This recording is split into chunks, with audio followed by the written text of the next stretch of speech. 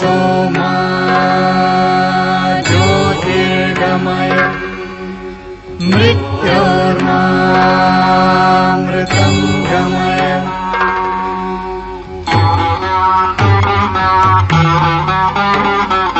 सर्वेऽपि सुखिनः सन्तु सर्वे सन्तु निरामया सर्वे भद्राणि पश्यन्तु मा कश्चित् दुःखभाग् भवेत्। द्यौः शान्तिः शान्तिः अन्तरिक्ष शान्तिः शान्तिः पृथिवी शान्तिः शान्तिः आपः शान्तिः शान्तिः ओषधयः शान्तिः शान्तिः वनस्पतयः शान्तिः शान्तिः विश्वे देवाः शान्तिः कामः शान्तिः शान्तिः क्रोधः शान्तिः शान्तिः ब्रह्म शान्तिः शान्तिः सर्वः शान्तिः शान्तिः शान्तिरेव शान्तिः शान्तिः सामः शान्तिरेधि। यतो यत समीहसे ततो नु अभयं कुरु शन्नः कुरु प्रजाभ्यो भयं न पशुभ्यः। सुशान्तिर्भवतु सुशान्तिर्भवतु सुशान्तिर्भवतु।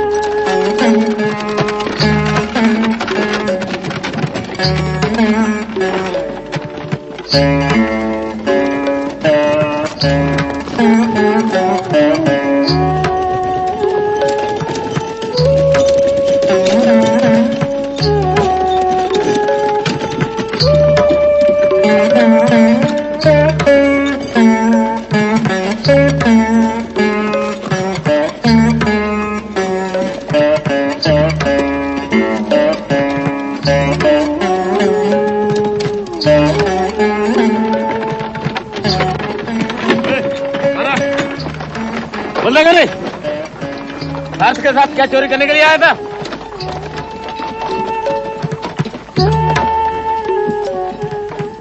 यहाँ आओ बेटे। क्या नाम है तुम्हारा बेटे? विष्णुगुप्त। कहाँ जाना है? तक्षशिला। पढ़ने जा रहे हो? हाँ। पाटलिपुत्र में तुम्हारा कौन है?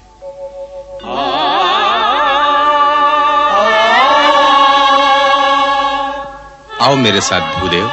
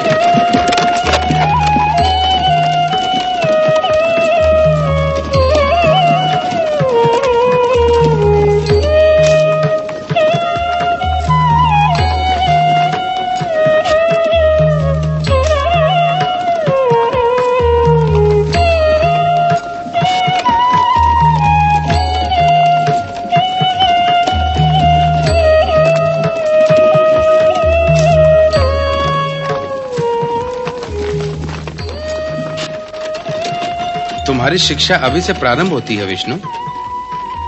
सोना 5 प्रकार का होता है, उसके रंग भी 5 होते हैं। पहला प्रकार मेरु पर्वत से निकलने वाली नदी से उत्पन्न जामुनी रंग के समान जामुनत।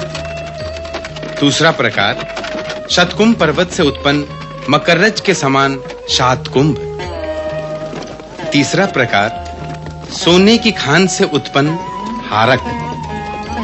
चौथा प्रकार वेणु पर्वत से उत्पन्न वैणव। और 5वां शिंगु शुक्तिक्ष।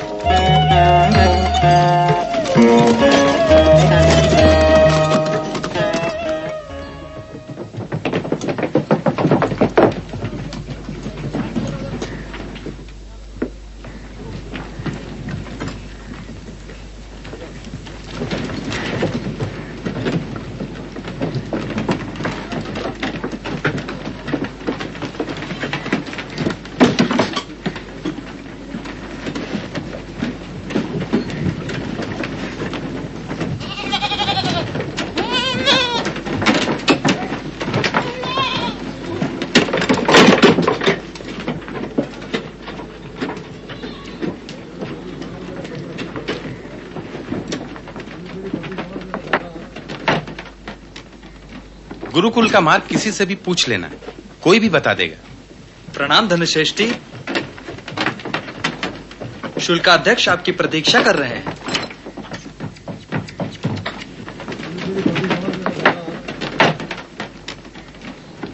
इस बार तक्षशिला आने में बड़ी देर लगा दी। हाँ, इस बार मथुरा में मैं कुछ ज्यादा समय रुक गया।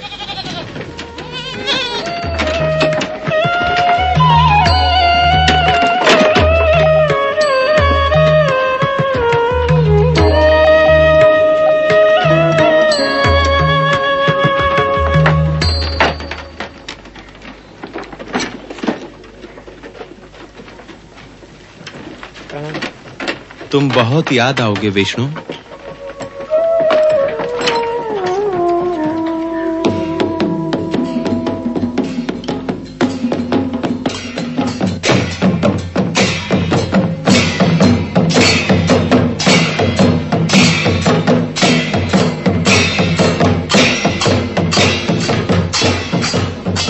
हे ब्राह्मण, कौन है तू? विष्णुगुप्त।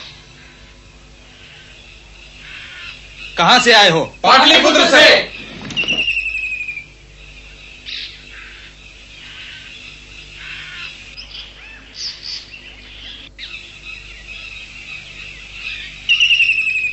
ये आप क्या कर रहे हैं भूदेव? जो ज्ञान देता है और मार्ग दिखाता है वह गुरु होता है धनश्रेष्ठी, और गुरु पिता के समान होता है। विष्णु, धन श्रेष्ठी को सारे उत्तरापथ में सभी जानते हैं। जिस दिन आवश्यकता हो धन श्रेष्ठी को पुकार लेना, वो जहां भी होगा तुम तक अवश्य पहुंच जाएगा। जाओ देव, जाओ।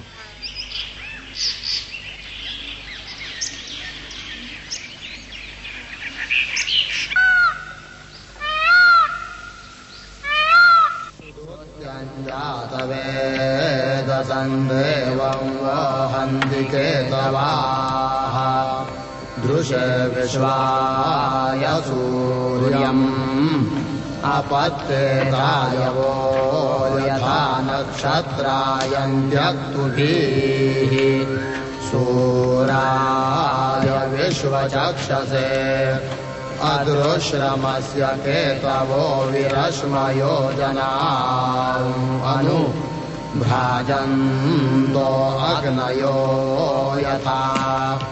छात्र, कुलपति का कक्ष ढूंढ रहे हो? हाँ। आओ मेरे साथ।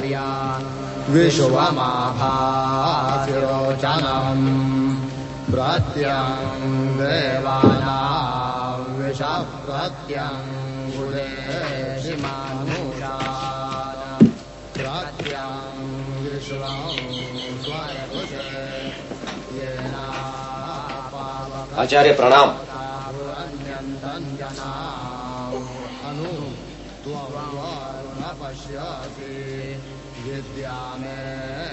क्या नाम है तुम्हारा?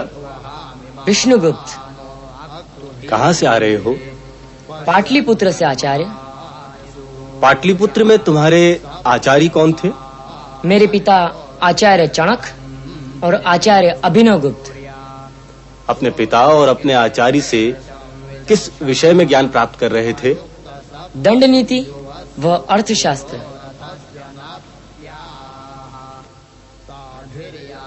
विष्णुगुप्त, राजनीति को राजनीति ही क्यों कहते हैं?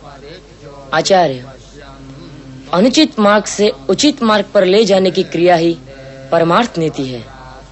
इसीलिए कहा गया है, नयनाथ नीति रुच्यते। व्यक्ति को अनुचित मार्ग से उचित मार्ग पर लाना यह राजा का कर्तव्य है।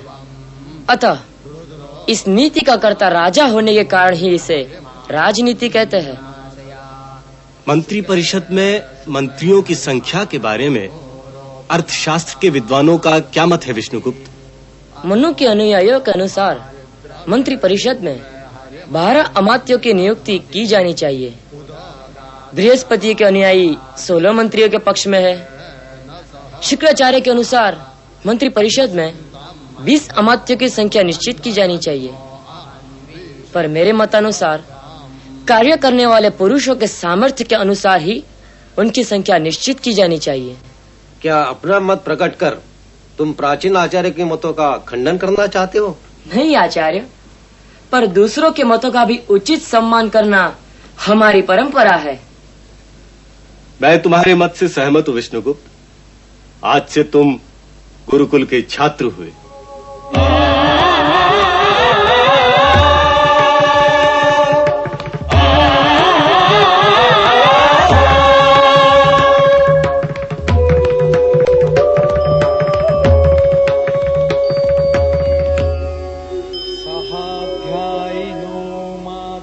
आचार्य भारद्वाज का मत है कि राजा अपने सहपाठियों को अमात्य पद पर नियुक्त करे, क्योंकि उनके हृदय की पवित्रता से वह सुपरिचित होता है और वह उनकी कार्यक्षमता से भी परिचित होता है, और ऐसे ही अमात्य राजा के विश्वास पात्र होते हैं। पर आचार्य विशालाक्ष का कहना है कि साथ पढ़ने वालों को अमात्य बनाना ठीक नहीं है, क्योंकि एक साथ खेलने उठने बैठने के कारण साथ में पढ़ने वाले मित्र अमात्य राजा का तिरस्कार कर सकते हैं। इसलिए गुप्त कार्यों में जो राजा का साथ देते रहे हो उन्हीं को अमात्य बनाना चाहिए। गुप्त बातों का भेद खुल जाने के भय से ऐसे लोग राजा का अपमान नहीं करते। पर आचार्य पाराशर के मत से आचार्य विशालाक्ष की युक्तियां दोषपूर्ण है, क्योंकि भेद खुल जाने की बात तो राजा व अमात्य दोनों पर एक समान लागू पड़ती है। ऐसा करने से यह भी तो संभव है कि गुप्त बातों का भेद खुल जाने के भय से राजा ही अमात्य के हाथ की कठपुतली बन जाए। राजा जिन लोगों से जितना ही अपनी गुप्त बातें प्रकट करता है उतना ही वह उन लोगों के वश में हो जाता है। इसलिए जो पुरुष राजा की प्राणघातक आपत्तियों से रक्षा करे उसको राजा अमात्य नियुक्त करे। पर आचार्य बाहुदंती पुत्र के मत से यह भी ठीक नहीं। उनके अनुसार नीति शास्त्र पारंगत पर क्रियात्मक अनुभव से शून्य व्यक्ति राज कार्यों को नहीं कर सकता। इसलिए जो लोग कुलीन, बुद्धिमान, विश्वास पात्र, वीर और राजभक्त हो उन्हें अमात्य पद पर नियुक्त करना चाहिए।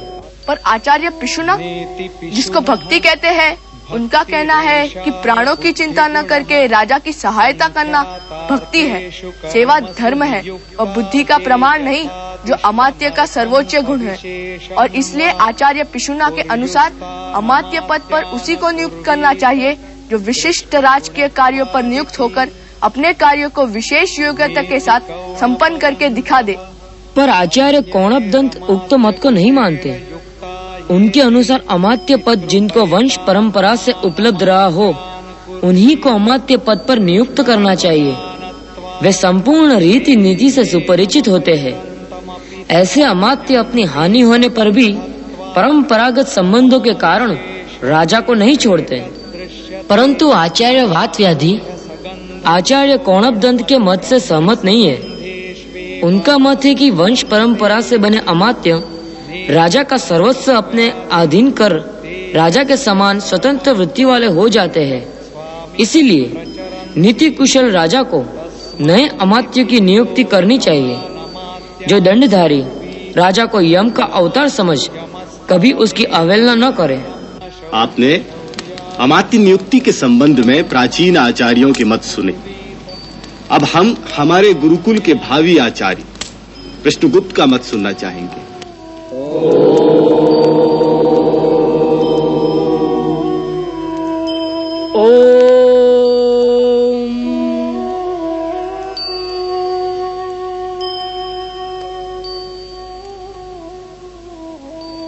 मेरे मतानुसार आचार्य भारद्वाज से लेकर आचार्य बृहस्पति तक की विचार परंपरा अपने अपने स्थान पर ठीक है।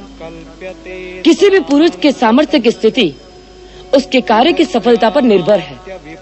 उसकी कार्य क्षमता विद्या बुद्धि के बल पर ही आंकी जा सकती है। इसीलिए राजा को चाहिए कि वह अपने साथ पढ़ने वाले मित्रों की भी सर्वथा अवहेलना न करे, किंतु राजा को चाहिए कि वह विद्या, बुद्धि, गुण, दोष, साहस, देश काल और पात्र का विचार कर ही अमात्यों की नियुक्ति करे।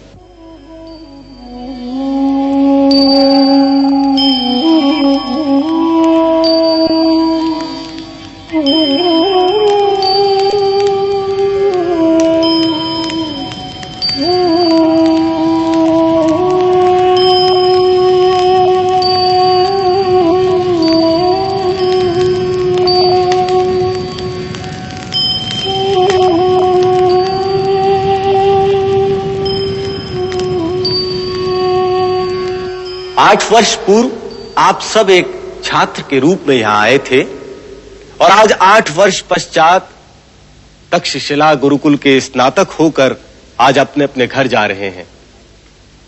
पर गुरुकुल के एक स्नातक को गुरुकुल आज घर जाने की आज्ञा नहीं दे रहा है। इसलिए नहीं कि ज्ञान में वह अभी अधूरा है, पर इसलिए कि राजनीति शास्त्र के उस अनूठे शिल्पी के हाथों कुछ और शिल्प गढ़ते गुरुकुल देखना चाहता है। मेरे जीवन में एक लंबे अंतराल के बाद मुझे ऐसा लगा कि गुरुकुल में आया यह छात्र देश के लिए नया इतिहास कर सकता है। मुझे आज भी याद है 8 वर्ष पूर्व एक निर्धन, असहाय, निराश छात्र मेरे पास आया था और उसे देखते ही मुझे लगा कि तक्षशिला के गुरुकुल के इतिहास में एक नया अध्याय जुड़ रहा है। और मेरा विश्वास आज और दृढ़ हुआ जब गुरुकुल के समस्त आचार्यों ने आज ही बने एक स्नातक को राजनीति शास्त्र के आचार्य पद हेतु चुना। आज आप सब जब अपने अपने घर जा रहे हैं, उसे भी अपना घर याद आ रहा होगा, उसे भी अपना गांव बुला रहा होगा। वे स्मृतियां, वे गलियां, वे साथी जो 8 वर्ष पूर्व वो बहुत पीछे छोड़ आया था, सब उसे बुला रहे होंगे। किंतु उस घर, उस गांव, उस नगर से तक्षशिला का गुरुकुल आज उसे मांग रहा है। कल तक जो तुम्हारा विष्णुगुप्त था, आज वो हमारा आचार्य विष्णुगुप्त है। मैं विष्णुगुप्त से प्रार्थना करता हूं, यदि उन्हें आपत्ति न हो तो वे यहां आकर आचार्य पद ग्रहण करें।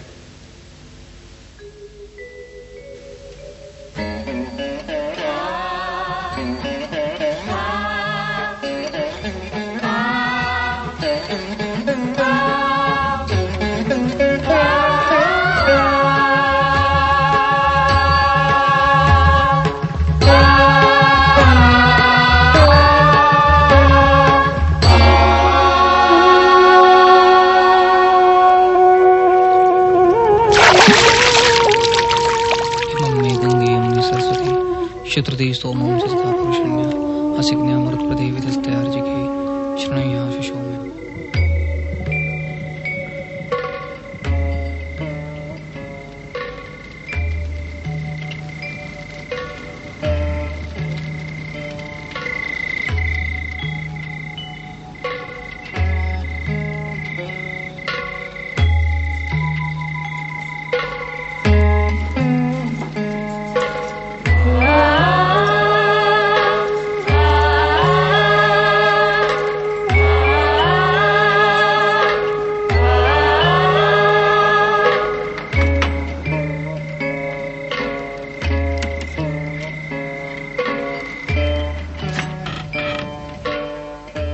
तुम्हें किसी ने आते तो नहीं देखा? नहीं तो। क्या सूचना है? केके प्रदेश से महाराज पर्वतेश्वर का राजदूत चंडवर्मा आज तक्षशिला आ रहा है। और केके का गूढ़ पुरुष मृत्युंजय? चंडवर्मा के केके वापस जाने के बाद ही वह तक्षशिला में प्रवेश करेगा। तुम्हें क्या लगता है तक्षशिला पर केके का आक्रमण होगा? हम गुप्तचर हैं अष्टावक्र। हमारा काम आज्ञा का पालन करना है, निर्णय करना नहीं। युवराज आम्भी और सेनापति पर तुम ध्यान रख रहे हो ना? दोनों इस समय देवी शुभदा के यहाँ विश्राम कर रहे हैं। चक्रवाक, देवी शुभदा के कुशल क्षेम का उत्तरदायित्व तो तुम्हारे कंधों पर है। निश्चिंत रहो। तुम देवी शुभदा के निवास के आसपास घूमते रहना, पर सतर्क रहना। अब तुम जाओ। ठीक है।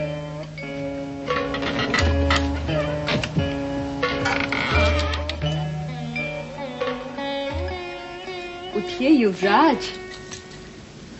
उठिए भी युवराज आम्बी। मैं आप ही से कह रही हूँ युवराज, जल्दी उठिए, वरना थोड़ी ही देर में मार्गों पर नागरिक दिखाई देने लगेंगे। शुभ दे, तुम्हारे संग प्रहर भी पल लगते हैं। बस थोड़ी देर और छोड़िए, वरना चली आऊंगी। चुप कर वाचाल, वरना सारी नगरी जान जाएगी। अब जाइए भी। वाह रे विधाता, तक्षशिला के युवराज को भी नागरिकों से बचकर आना पड़ता है और छुप कर जाना पड़ता है। युवराज हूं, चरित्र की रक्षा तो करनी ही पड़ेगी। पुनः कब मिलोगे शुभ? जब सारी तक्षशिला नगरी आपके और मेरे बारे में जान जाएगी तब।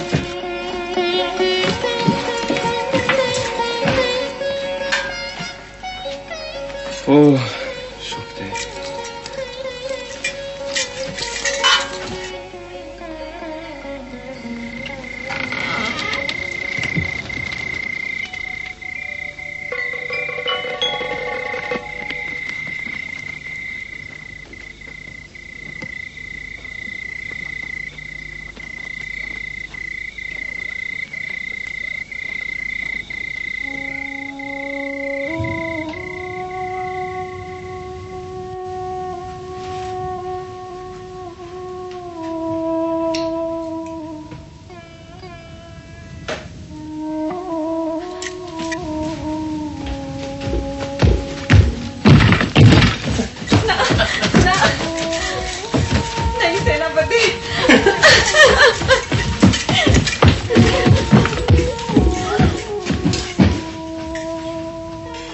आज तुम नहीं बचोगी शुभ दे। आज रात तुम्हारे और युवराज आम्भी के कारण जाग कर काटी। युवराज आम्भी आपके स्वामी हैं। स्वामी के लिए थोड़ा सा कष्ट तो सहना ही चाहिए सेनापति सिंहरण। तुम्हारे लिए मैं आम्भी से भी लड़ सकता हूँ, पर विरह की व्यथा नहीं सह सकता। अच्छा, तो आम्भी को देख डर कर छुप क्यों गए थे? दास होना, न जाने क्यों उसे देखकर कुछ घबरा सा जाता हूँ। आज तो तुम बाल बाल बच गए, वरना तुम और आम्भी टकरा ही गए होते। तो ऐसी स्थिति में तुम क्या करती? निर्णय तो तुम्हें करना था सेनापति। जब से तक्षशिला आई हूँ, मन तो तुम ही को दिया था, पर तुम निर्णय न कर सके। शुभदेव, राज सेवकों की अपनी कोई इच्छा नहीं होती। आम्भी के सेवक आप हैं, मैं नहीं। मुझे उससे मुक्ति चाहिए। शीघ्र मैं तुम्हें यहाँ से ले जाऊंगा। अब मैं चलूं शुभदेव? प्रतिपल तुम्हारी प्रतीक्षा करती हूँ सेनापति। वापस कब आओगे? जब चाहो सेवक भेजकर बुलवा लेना।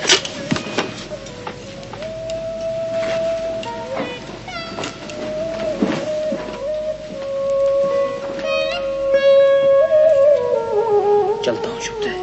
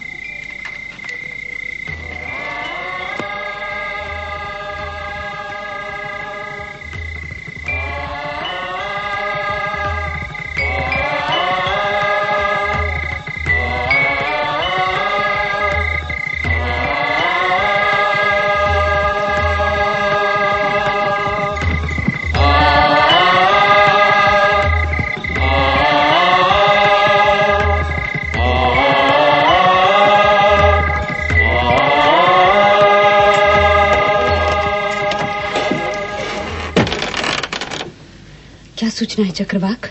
हमारी परीक्षा का समय आ गया है। केके से कुछ ही दिनों में साथ आ रहा है। सेनापति को अपने मुट्ठी में रखना। मैं तुम्हारे समीप ही रहूंगा। सब योजना के अनुसार हो रहा है, पर सतर्क रहना। ठीक है।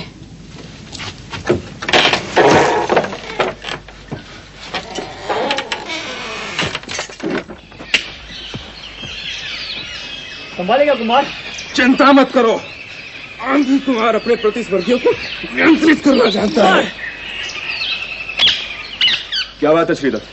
बात महत्वपूर्ण है कुमार। कोई आपत्तिजनक सूचना तो नहीं लाए हो? कुमार, कैकेयी का राजदूत तक्षशिलाधीश महाराज अम्बिराज से मिलने आया है। क्या पिताजी को इसकी सूचना दी जा चुकी है? नहीं। तो उसे मेरे सामने लाया जाए।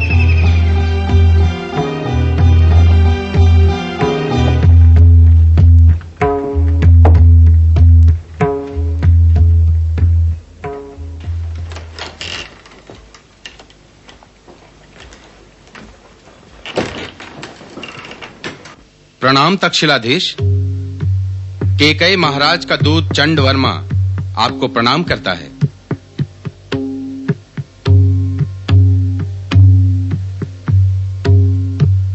केकई के राजदूत का तक्षशिलाधीश स्वागत करते हैं चंड वर्मा। आओ राजदूत, आसन ग्रहण करो। संकोच मत करो चंड वर्मा। केकई के राजदूत को हम अपना मित्र समझते हैं। आसन ग्रहण करो राजदूत।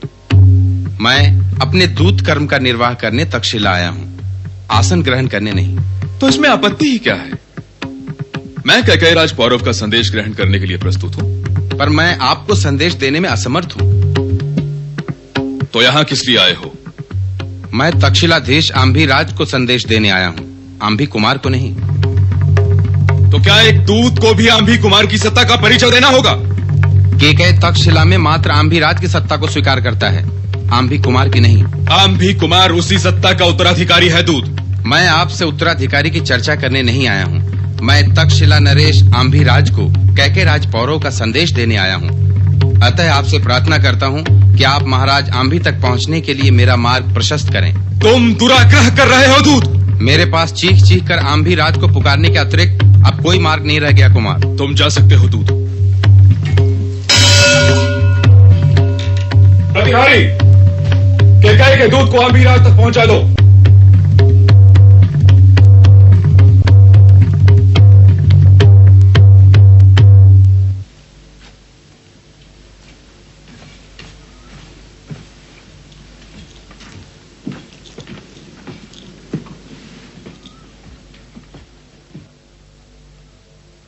केकई राज का दूत चंड वर्मा आपको प्रणाम करता है तक्षशिलाधीश। अम्बिराज तुम्हारा स्वागत करता है चंड वर्मा।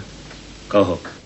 देव, आपको केकई राज की ओर से नम्र प्रणाम कर केकई राज ने संदेश देने के लिए कहा था।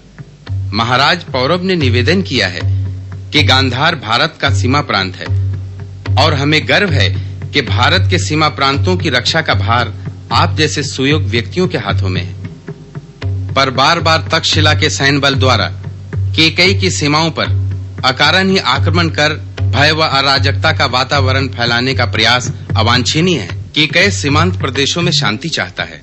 अतः गांधार के अनेकों छोटे-छोटे आक्रमणों के पश्चात भी केकई ने प्रत्युत्तर नहीं दिया। तक्षशिला का सैन्य बल कैकेयी के सीमांत प्रदेशों से कैकेयी के नागरिकों का पशुधन बलपूर्वक उठा ले जाता है।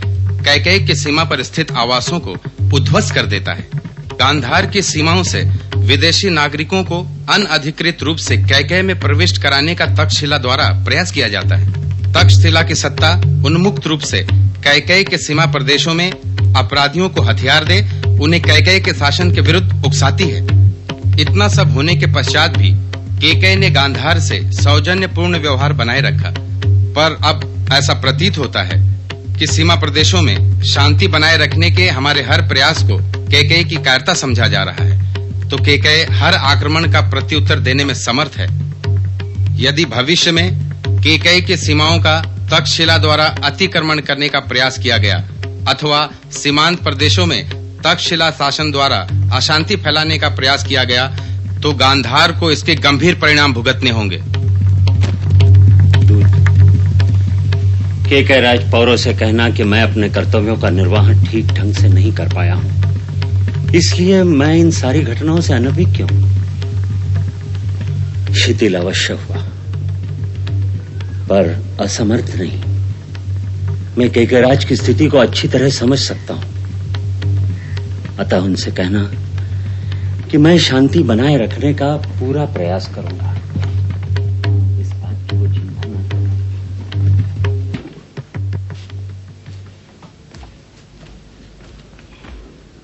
प्रणाम कुमार।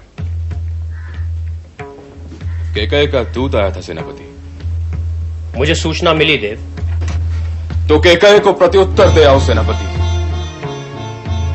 केकय की सीमाओं पर शांति नहीं रहनी चाहिए।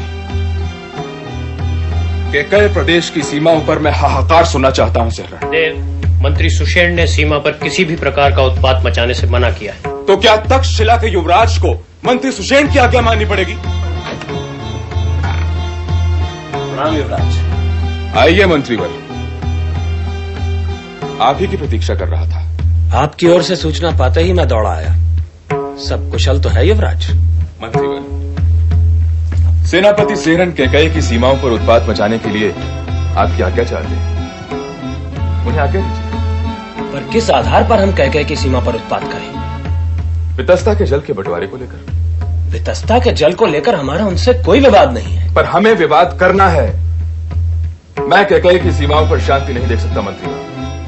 पर यह गलत होगा युवराज। तो सही कारणों को ढूंढिए मंत्रीवर। पर केकय की सीमाओं पर संघर्ष होना ही चाहिए। यह संभव नहीं है युवराज। क्या विवाद को जन्म दे पाना संभव नहीं है मंत्रीवर? केकय के सीमांत प्रदेशों में जहां हमारी भाषा बोली जाती है वह क्षेत्र हमारा है। जहां हमारे देवी देवताओं की पूजा की जाती है वह क्षेत्र भी हमारा है। क्या तक्षशिला उस क्षेत्र पर अपना नैसर्गिक अधिकार छोड़ दे? जो भूमि केकय ने बल से हथियाई है वह भूमि हमारी है। मैं आपसे असहमत हूं युवराज। केकय के प्रति इतनी सहानुभूति क्यों है आपको मंत्रीवर? क्योंकि मैं तक्षशिला का अहित नहीं देख सकता। तो फिर मेरी आज्ञा का विरोध क्यों हो रहा है? क्योंकि तक्षशिला के हित में ही आपका हित है युवराज। आप जा सकते हैं मंत्रीवर। युवराज, मुझे आपके परामर्श की आवश्यकता नहीं है मंत्रीवर। आप जा सकते हैं। सेनापति, केकय के सीमांत प्रदेशों के ग्रामों को ध्वस्त किया जाए व उनका पशुधन गांधार की सीमाओं में लाया जाए। और यदि केकय की सेना प्रत्युत्तर दे तो उस पर आक्रमण किया जाए। जो आज्ञा देव।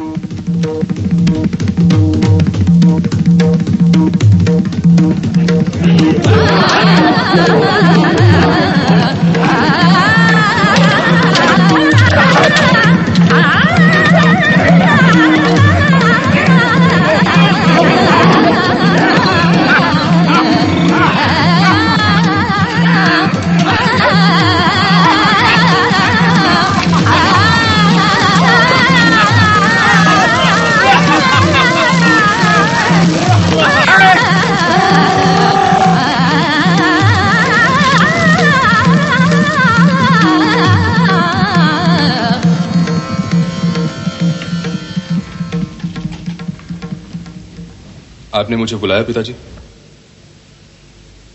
कुमार, यदि तुमने अपने कुल पर कलंक लगाने का निश्चय कर लिया हो तो पहले मेरी हत्या कर दो।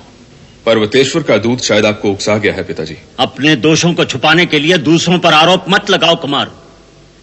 क्या यह सत्य नहीं है कि तुम्हारे संकेत पर तक्षशिला के सैन्य बल ने बार बार केकय प्रदेश की सीमाओं का अतिक्रमण किया है? चोर लुटेरों के भांति तक्षशिला का सैन्य बल केकय का पशुधन उठा लाता है। क्या यह सच नहीं है कि असामाजिक तत्व और हथियार तक्षशिला की सीमाओं से केकय में प्रविष्ट कराए जाते हैं? यह सरासर आरोप है पिताजी। कुमार, मैं तुम्हें और मेरे मित्र पर्वतेश्वर दोनों को अच्छी तरह जानता हूं। राज्य के सूत्र मैंने तुम्हारे हाथों दिए हैं, इसका अर्थ यह नहीं है कि तुम अपनी मनमानी करो। तुम्हारे मन में क्या है जो तुम्हें केकय के विरुद्ध लड़ने के लिए उकसाता है? पर्वतेश्वर चाहते तो दूत के साथ सैन्य बल भी भेज सकते थे, पर उन्होंने ऐसा नहीं किया क्योंकि वे सीमांत प्रदेशों के रक्षकों का सम्मान करते हैं। हम सीमांत प्रदेशों के रक्षक नहीं, स्वामी हैं पिताजी। और सीमांत प्रदेश के स्वामी अपने सम्मान की रक्षा करने में समर्थ हैं। पौरव में यदि साहस है तो वो तक्षशिला का अपमान करके तो देखे। कुमार, तू कैके से शत्रुता मत मोल ले। मैं आपकी तरह कायर नहीं हूं पिताजी कि शत्रु का दूत चुनौती दे जाए और मैं चुप बैठा रहूं। तो मुझसे युद्ध कर। तनिक भी लज्जा शेष हो तो अपने म्यान से तलवार निकाल। एक बूढ़ा क्षत्रिय तुझे चुनौती दे रहा है आंधी। अपने को संभालिए पिताजी, आप बूढ़े हो चले। कुमार, इसीलिए कहता हूं कुमार, दिखाओ अपना सामर्थ्य, अपने अपमान का प्रत्युत्तर दो, चलाओ तलवार। यदि अब भी तुम्हें अपने अपमान की अनुभूति नहीं हुई हो तो बताओ किस तरह मैं तुम्हारा अपमान कर दूं। मुझे जाने दीजिए पिताजी। कहा अब इस कक्ष से एक शव ही जाएगा। इस दुष्ट का अब एक पल भी जीना अब स्कूल का अपमान। कुमार तुम जाओ। हट जाओ मेरे रास्ते से। यदि ये जीवित रहा तो एक दिन तू भी पछताएगा। कुमार तुम जाओ।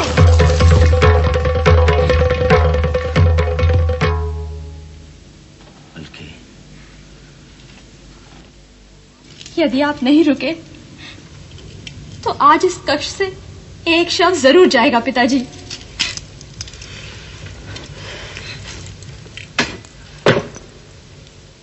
तस्य समन्ततो मण्डलीभूता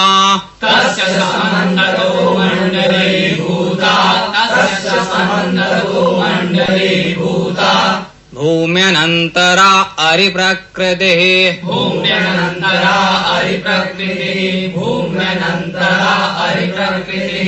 तथैव भूम्येकान्तरा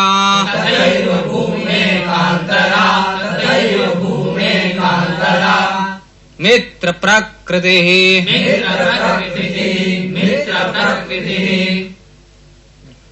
जो राजा आत्मसंपन्न, अमात्यादि द्रव्य प्रकृति संपन्न और नीति का आश्रय लेने वाला होता है उसे विजिगीषु कहते हैं। विजिगीषु राजा के चारों ओर के राजा अरि प्रकृति कहलाते हैं। अरि प्रकृति राजा की सीमाओं से लगे राजा मित्र प्रकृति कहलाते हैं। आज का पाठ यहीं समाप्त करता हूं। ओम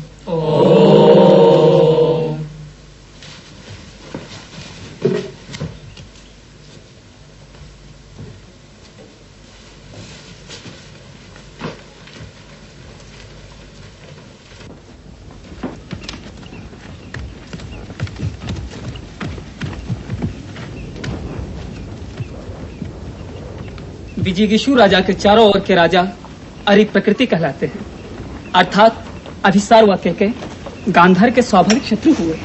सर्वे अपि सुखिनः सन्तु, सर्वे सन्तु निरामया, सर्वे भद्राणि पश्यन्तु, मा कश्चित् दुःखभाग् भवेत्। ओम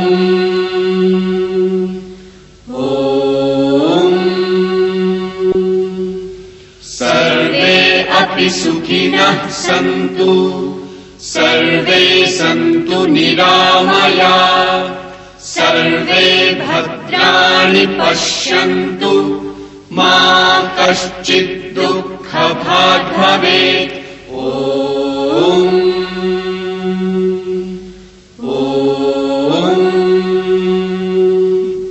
सर्वे अपि सुखिनः सन्तु, सर्वे सन्तु निरामया, सर्वे भद्राणि पश्यन्तु, मा कश्चित् दुःखभाग् भवेत्। ओम